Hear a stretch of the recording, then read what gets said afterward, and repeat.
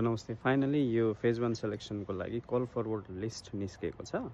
यो कसरी हेर्ने भनेर थुप्रैजनाले क्वेसन सोध्नु भएको रहेछ। यसको लागि चाहिँ सबभन्दा अगाडि तपाईहरु गुगलमा जानुस्। गुगलमा गएर British Gurkhas phase 1 selection call forward list 2026 type गर्नुस् है।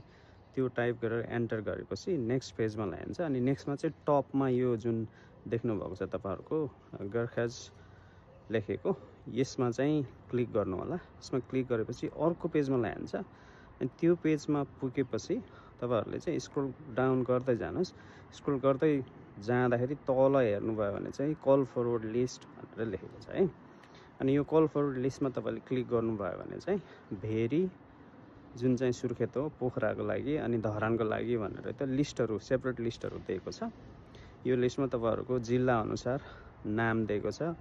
जिल्ला अनुसार नाम चाहिँ पुलिसको लागि नि दिएको छ। पुलिस माथि टपमा चाहिँ सबै पुलिसहरुको लागि छ, सिंगापुर पुलिसको लागि। अनि अलि तल गएर खोज्नु भयो भने चाहिँ तल चाहिँ आर्मीको लिस्टहरु दिएछ फेरि जिल्ला अनुसार। यसमा चाहिँ तपाईले के याद गर्नु होला भने तपाईहरु कसैको पनि नाम चाहिँ दिएको छैन है। तपाईहरुको रेजिस्ट्रेसन नम्बर दिएको छ, त्यो रेजिस्ट्रेसन नम्बर अनुसार खोज्नु होला नाम अनि त्यही भेटाउँछ। अनि यो फर्मको माथि यो डकुमेन्टको माथि चाहिँ तपाईले हेर्नुभयो भने चाहिँ डेटहरु दिएको छ, तपाईले गर्नुपर्ने कामहरु के हो त्यहाँ जानुभन्दा अगाडि त्यो सबै दिएको छ।